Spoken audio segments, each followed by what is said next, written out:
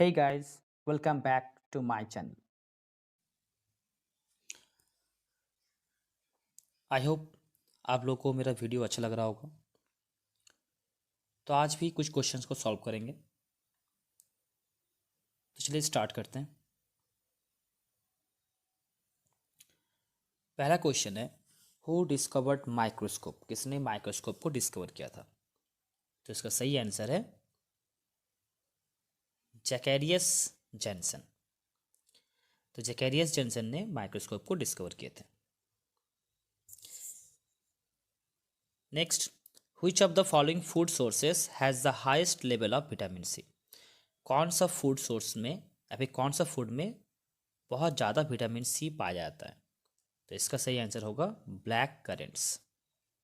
ये black currents जो है ये काला किशमिश जैसा दिखता है और इसमें बहुत ज़्यादा एंटीऑक्सीडेंट होता है और ये हम लोग को बॉडी में इम्यून सिस्टम को बूस्ट करता है, मतलब इम्यून सिस्टम को बढ़ा देता है। नेक्स्ट क्वेश्चन है, which of the following vitamin helps in blood clotting? कौन सा विटामिन ब्लड क्लॉटिंग में हेल्प करता है, जब ब्लड को क्लॉट कर देता है? तो कौन करता है? ये करता है विटामिन के। अब ब्लड को क्लॉट करने में कौन सा ब्लड का पार्ट्स होता है? उसमें ब्लड का प्लेटलेट्स,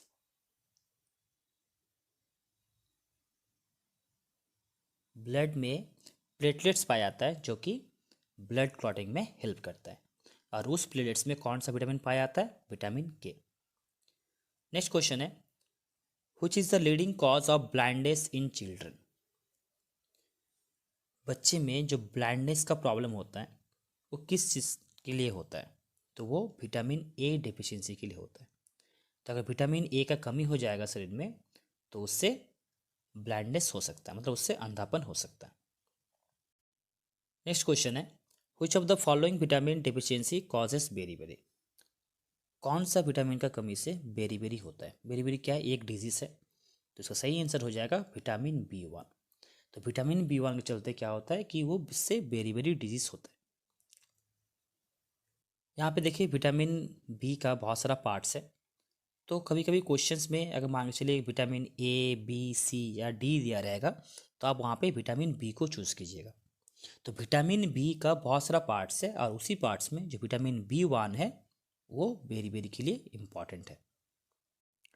नेक्स्ट है, which of the following vitamin function as both hormone and visual pigment? मतलब कौन सा विटामिन हार्मोन और विजुअल पिगमेंट जैसा काम करता है?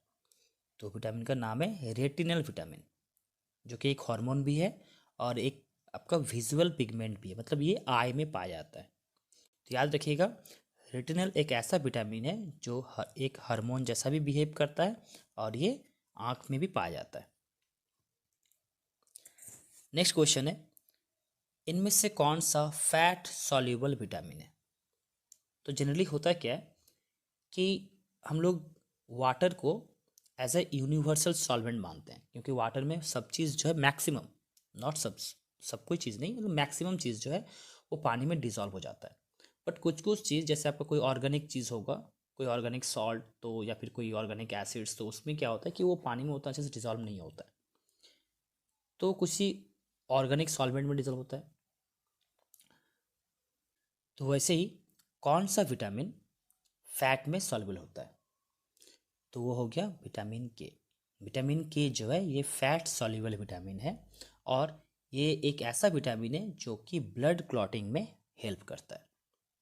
नेक्स्ट क्वेश्चन है, which of the following vitamin is known as cobalamin? या फिर इसको आप कोबालामाइन भी बोल सकते हैं। तो इनमें से कौन सा विटामिन जो है इसको हम लोग कोबालामाइन बोलते हैं या फिर कोबालामीन बोलते हैं? तो सही आंसर है विटामिन बी 12। तो विटामिन बी 12 को हम लोग कोबालामिन बोलते हैं। तो याद रखिएगा कि विटामिन बी 12 का और एक नाम क्या है? Cobalamin. Next question, which of the following is water soluble vitamin? देखिए अभी मैंने फैट सॉल्युबल के बारे में बात किया था, अब जो क्वेश्चन है वो वाटर सॉल्युबल है। तो वाटर सॉल्युबल जो है ये सारे विटामिन ऊपर का बी 1 सी बी 2, ये सब विटामिन जो है ये सब वाटर सॉल्युबल विटामिन है। और फैट सॉल्युबल का मैंने अभी बात किया था जो कि विटामिन के। तो विटामिन के होगा फैट सॉल्युबल, मतलब वो फैट में सॉल्युबल हो जाएगा, फैट में डिजॉल्व हो जाएगा। और विटामिन B1 C और विटामिन B2 ये सब जो है आपका पानी में डिजॉल्व हो जाएगा। नेक्स्ट क्वेश्चन है, following is the scientific name of vitamin के। विटामिन के का साइंटिफिक नेम क्या है? तो इसका सही आंसर है फाइटोनाडायोन। सो फाइटोनाडाइन जो है ये विटामिन सी के का साइंटिफिक नेम है। क्वेश्चन नंबर 11 देखिए, which of the following option shows bisexual animals only. कौन सा ऑप्शन में बाइसेक्सुअल एनिमल्स ही है? तो आप लोग जानते हैं कि बाइसेक्सुअल एनिमल्स कौन है, जिसमें दोनों ही सेक्स ऑर्गन पाया जाता है, जैसे मेल सेक्स ऑर्गन और फीमेल सेक्स ऑर्गन। तो दोनों ही अगर कोई एनिमल्स में पाया जाता है तो उसको हम लोग बोलते हैं बाइसेक्सुअल। तो इसका सही आंसर है अर्थवर्म, स्पॉन्ज और लीच। तो ये जो 3 एनिमल्स है इसमें बाइसेक्सुअल मतलब इसमें दोनों ही सेक्स ऑर्गन पाया जाता है। नेक्स्ट है, meiosis does not occur in. तो आप लोग जानते हैं कि यहाँ पे सेल डिवीजन 2 तरह का होता है, एक होता है माइटोसिस, एक होता है मियोसिस। तो मियोसिस किस में नहीं होता है?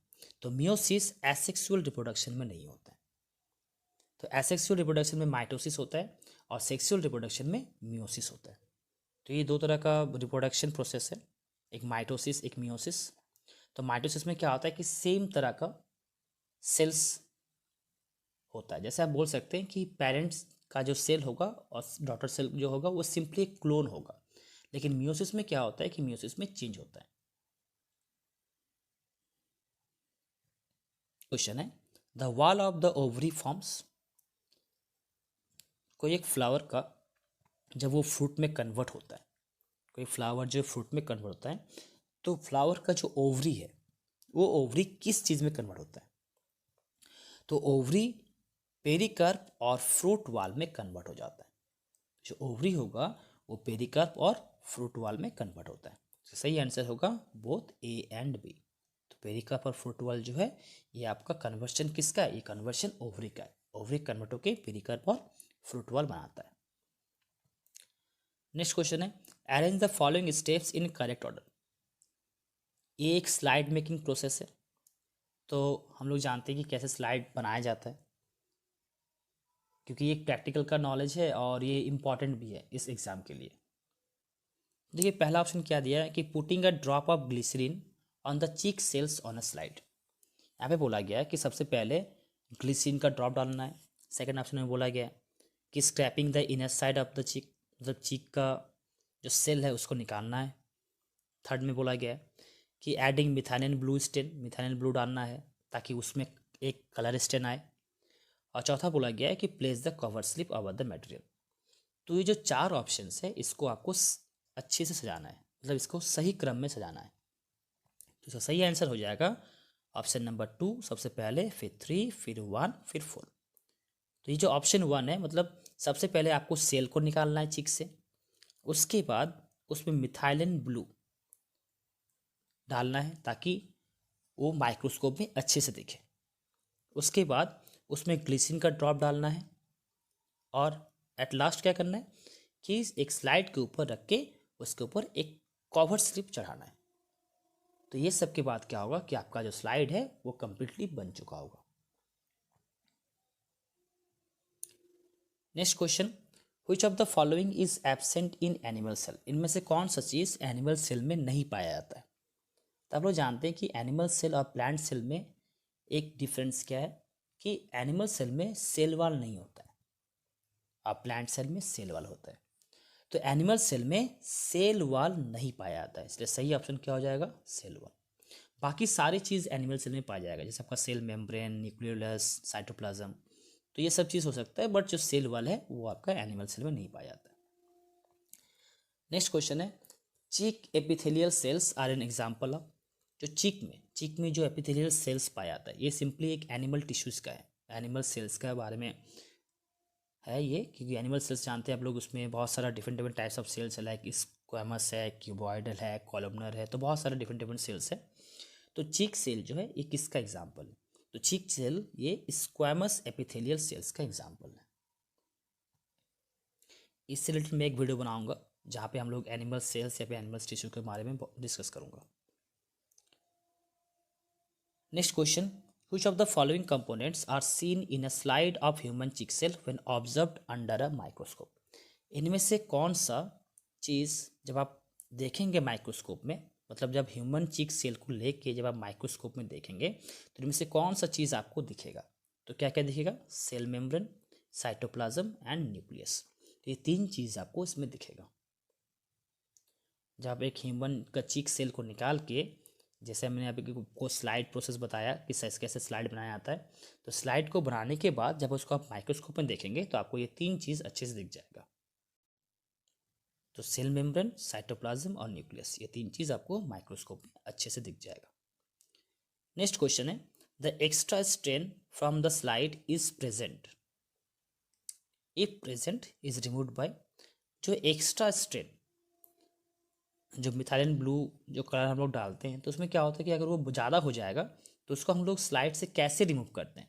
तो उसको हम लोग फिल्टर पेपर से रिमूव करते हैं। तो जैसे ही कवर स्लिप डालने के बाद क्या होता है कि साइड साइड में वो स्टेन आ जाता है, मिथाइलिन ब्लू कलर जो साइड साइड में फैल जाता है, तो उसको हम लोग साफ़ करने के लिए फिल्टर पेपर का यूज़ करते हैं। और उसको साफ़ करना ज़रूरी है, क्योंकि अगर साफ़ नहीं करेंगे तो फिर क्या होगा कि माइक्रोस्कोप में वो जो साइड का जो स्टेन्स है वो भी दिखना शुरू हो जाता है, तो अच्छे से जो स्लाइड वो प्रिपेयर नहीं होता है। इसीलिए हम लोग जो एक्स्ट्रा स्टेन है उसको हम लोग फिल्टर पेपर से उसको सोक कर लेते हैं, ताकि वहाँ पे एक्स्ट्रा स्टेन ना रहे। नेक्स्ट क्वेश्चन है, a student used a red stand for mounting a peel of onion. तो रेड स्टेन जो है इसको यूज़ किया गया एक ऑनियन के पील को बनाने के लिए, मतलब एक बोल सकते हैं ऑनियन पील का स्लाइड को बनाने के लिए रेड स्टेन यूज़ किया गया। तो ये जो रेड स्टेन है ये पाई स्टेन के साथ मिलता जुलता है। तो ये रेड स्टेन और पाई स्टेन जो है ये करस्पॉन्ड है। तो ये रेड स्टेन कौन सा एग्जाम्पल होगा? तो ये रेड स्टेन जो है ये आपका सैफ्रनिन है। तो सैफ्रनिन को हम लोग बोलते हैं रेड स्टेन, और जब मिथाइलिन था इसको हम लोग क्या बोलते हैं? इसको बोलते हैं ब्लू स्टेन। तो सही आंसर हो जाएगा सैफ्रनिन। तो रेड स्टेन मतलब सैफ्रनिन और ब्लू स्टेन मतलब methylene. Next question number 20, a cell with cell wall and presence of large vacuole, the cell belong to which type of cells? एक सेल है जिसमें सेल वॉल है और एक लार्ज वैक्यूल है, मतलब एक बड़ा सा वैक्यूल जो कि एक सेल में के अंदर प्रेजेंट होता है। तो ये सेल किस टाइप का सेल है? तो ये सेल है प्लांट सेल। तो प्लांट सेल के अंदर क्या होता है कि सेल वॉल के साथ साथ बड़ा सा वैक्यूल भी पाया जाता है। वैक्यूल मतलब एक वैकेंट स्पेस, तो ये प्लांट सेल में पाया जाता है। अगर आपको मेरा वीडियो अच्छा लग रहा होगा तो सब्सक्राइब करना मत भूलिएगा और मेरे चैनल से जुड़े रहिए, ताकि आप लोग और भी नए नए वीडियोस को देख पाएँ। क्वेश्चन नंबर 21 को देखिए।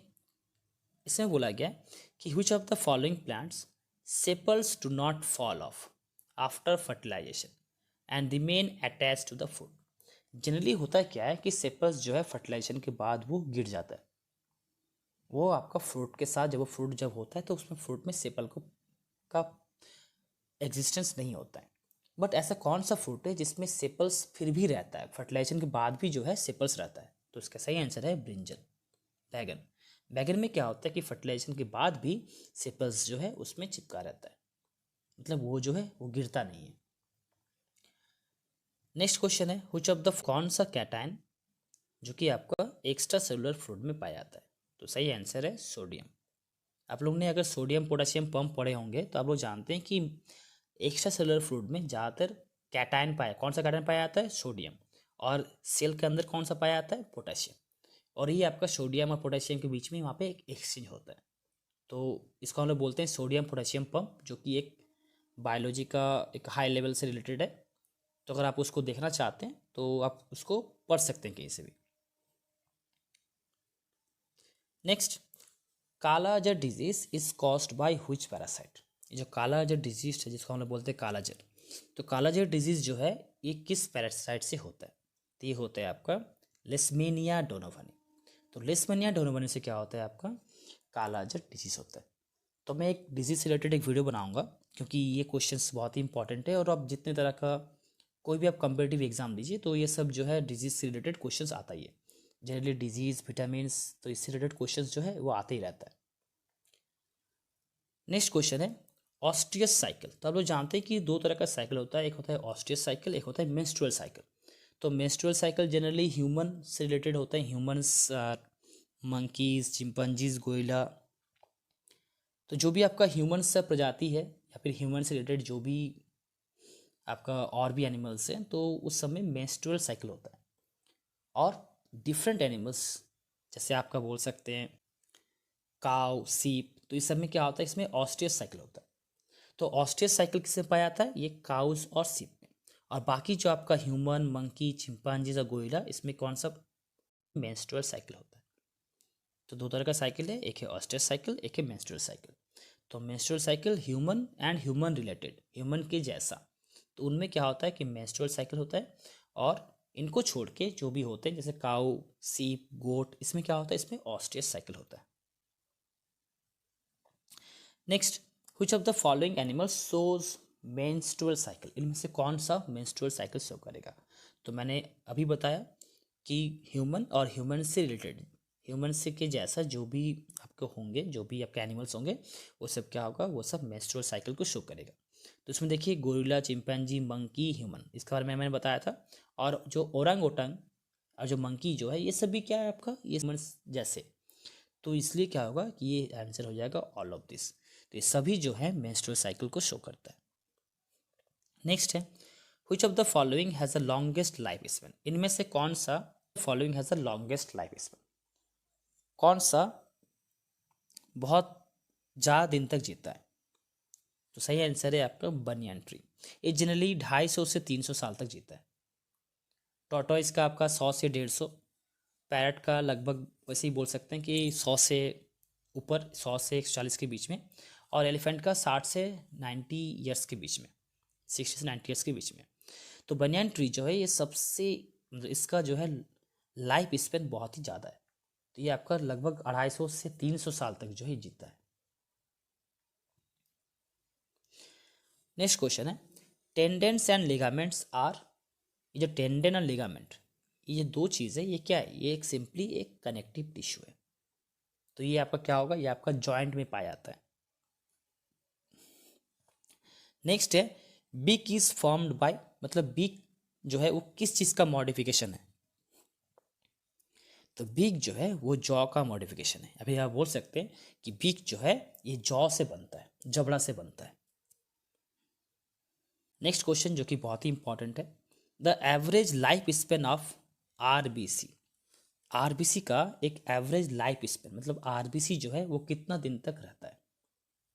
तो आरबीसी का लाइफ स्पेन है 100 से 120 दिन। ये बहुत ही इंपॉर्टेंट क्वेश्चन है। 100 से 120 डेज जो है ये एक आरबीसी का लाइफ साइकिल है। और लास्ट क्वेश्चन आज का क्वेश्चन नंबर 30, क्वेश्चन है which of the following is known as graveyard of RBC, RBC का ग्रेव यार्ड कौन सा होगा, उसको हम लोग बोलते हैं स्प्लीन। तो स्प्लीन जो है ये आरबीसी का ग्रेव यार्ड है। मतलब आरबीसी का जो लाइफ स्पेन 100 से 120 दिन का, उसके बाद आरबीसी का जो डेथ होता है, मतलब आरबीसी सेल जब डिस्ट्रॉय होते हैं तो वो कहाँ पे होता है, वो स्प्लीन में। तो इसलिए स्प्लीन को क्या बोले, स्प्लीन को आरबीसी का कब्र बोला जाता है। तो आज के लिए इतना ही। अगर आपको वीडियो अच्छा लगा होगा तो लाइक, शेयर और सब्सक्राइब करना मत भूलिएगा।